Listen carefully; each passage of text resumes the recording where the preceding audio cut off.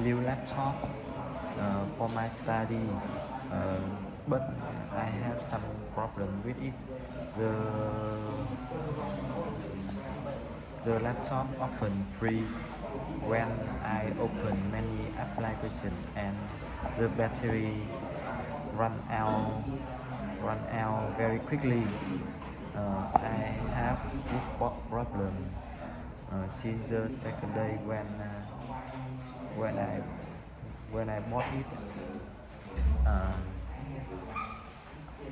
when I have a problem, I'm trying to trying restarting the laptop, uh, up, updating the device, but